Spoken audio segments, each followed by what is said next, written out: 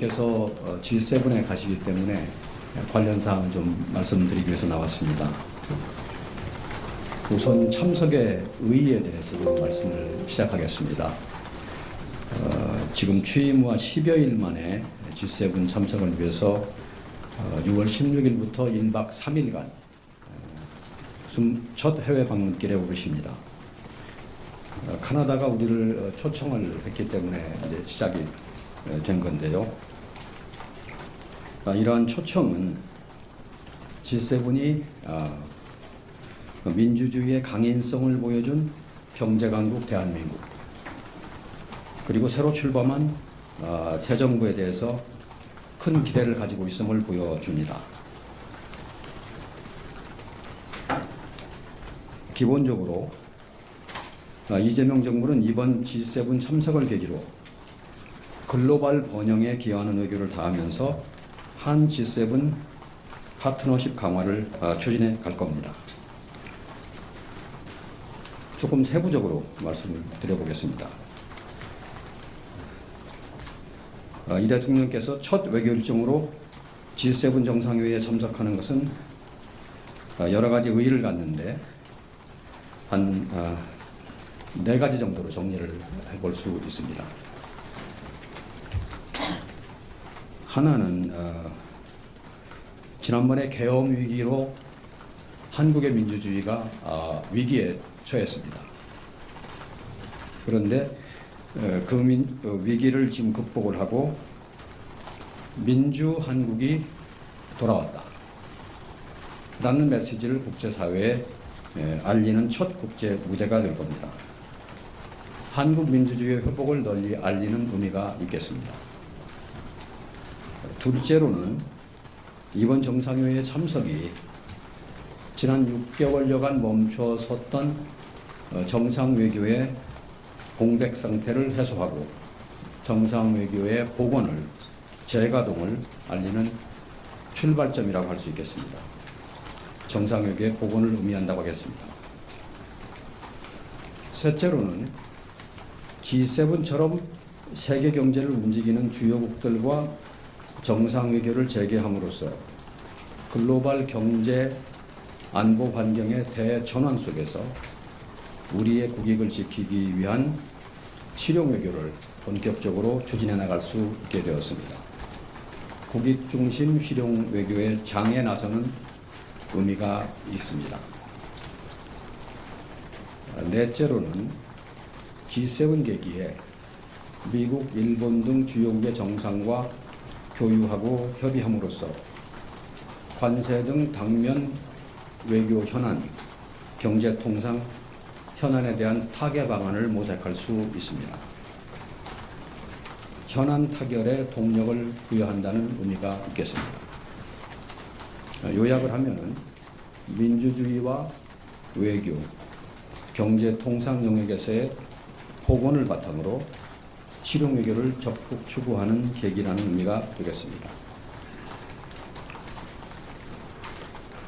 그러면은 이제 우리가 초청받은 G7 정상회의 자체에 대해서 몇 가지 소개 말씀을 드려보겠습니다. G7 정상회의는 주요 7개국, 미국, 영국, 프랑스, 독일, 이탈리아, 일본, 카나다와 EU 정상이 모여서 세계 정치와 경제를 논의하는 협의체입니다. 1975년에 처음 개최되었습니다. 올해로 50주년을 맞는 G7 정상회의는 캐나다의 카나나스키스에서 다음 주 16일부터 17일 화요일까지 양일간 개최될 예정입니다. 이번 G7 정상회의에서는 의장국 캐나다의 주도 아래 공동체의 안전 및 세계 안보의 증진, 또 에너지 안보와 디지털 전환을 통한 번영의 창출, 그리고 미래를 위한 파트너십 투자를 주제로 글로벌 도전 과제에 대한 논의가 이루어질 것입니다. 첫째 날인 6월 16일 월요일에는 G7 회원국 정상들만 참석하는 단독 세션이 진행이 됩니다. 둘째 날인 6월 17일 화요일에는 G7과 우리나라를 포함한 초청국들도 참석하는 확대 세션이 열립니다. 다음으로는 주요 일정에 대해서 말씀을 드리겠습니다. 이재명 대통령 내외부는 6월 16일 월요일입니다. 출국을 하시고 당일 오후에 캐나다의 캘거리에 도착을 하십니다. 이재명 대통령님은 도착 후에 첫 일정으로 이번 정상회의에 초청받은 주요국 정상들과 양자회담을 가질 예정입니다. G7이 아닌 여타 초청국들을 대상으로 합니다. 지금까지 몇몇 국가들과 회담 일정을 조율하고 있습니다만 구체 사항은 확정이 되는 대로 다시 말씀을 드리겠습니다. 참고로 이번 G7 정상회의에는 우리나라 외에도 수개국과 또 수개의 국제기구, 유엔을 포함하여가 초청을 받았습니다. 양자회담 일정에 이어서 대통령님 내외분께서는 6월 16일 저녁 캐나다가 주최하는 공식 일정에 참석하실 예정입니다. 다음 날인 6월 17일 화요일 오전에 대통령께서는 캘거리에서 약 100km 떨어져 있는 카나나스키스로 이동을 하십니다. 그래서 G7 정상회의 일정에 참여하시게 됩니다. 초청국 공식 환영식을 시작으로 G7 및 초청국 정상들과 기념 촬영에 이어서 확대 세션에 참석하실 예정입니다. 우리 정상이 참여하는 G7 정상회의 확대 세션은 에너지 안보를 주제로 업무 오찬을 겸해서 진행이 됩니다. 이재명 대통령께서는 이번 세션에서 에너지 공급망 다변화와 AI 에너지 연계를 주제로 두 차례 발언하실 예정입니다. 이재명 대통령은 각각의 발언에서 안정적인 에너지 시스템과 공급망 안정화 협력을 위한 우리의 노력과 비전을 제시하고 AI 시대를 맞아서 안정적인 글로벌 AI 생태계 구축과 AI 혁신 혜택 확산을 위한 대한민국의 역할을 설명하실 것입니다. 확대 세션 참석 전후에 G7 회원국을 포함해서 주요국 정상들과 양자회담을 가질 예정입니다. 현재 여러 나라들과 양자회담 일정을 조율하고 있습니다. 그런데 다자회의의 유동적인 특성상 세부 조율이 계속되고 있기 때문에 이 자리에서 국가명 등을 구체적으로 말씀드리기는 어려운 사정이 있음을 양해하여 주시기 바랍니다.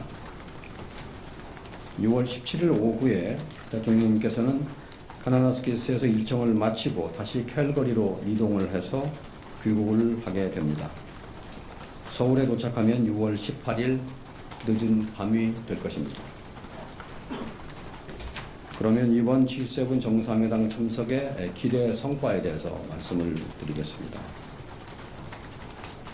이번 회의는 세계 경제를 선도하는 주요국 정상들이 모이는 회의라는 점에서 국익 중심 실용 외교의 첫걸음을 내디딜 수 있는 좋은 기회가 될 것입니다. 무엇보다도 대통령님 취임 후에 10여일 만에 주요국 정상들과의 대면을 통해서 조기에 신뢰관계를 구축할 기회를 갖게 된다는 점에서 매우 시의적절하다고 할 수 있습니다. 세계 경제 대국 정상들과의 교류는 우리 경제가 어려운 상황에서 우리의 기업 활동은 물론 민생 회복과 경제 살리기에 기여할 것으로 기대가 됩니다. 또 여러 양자회담을 통해서 국익과 실용의 관점에서 주요국과의 우호 협력을 강화하는 동시에 통상, 무역 등 현안 논의에서 진전을 이루는 기회를 갖게 될 것입니다. 마지막으로 G7 정상회담 참석을 통해서 에너지 공급망과 AI 등 글로벌 현안 논의에 적극 참여함으로써 명실상부한 G7 플러스 국가로서의 대한민국의 위상을, 국제적인 위상을 공고히 하는 효과가 있을 것으로 기대가 됩니다. 제가 모두에 드리는 말씀은 여기서 마치고 여러분들 질문이 있으시면 답변을 드리겠습니다.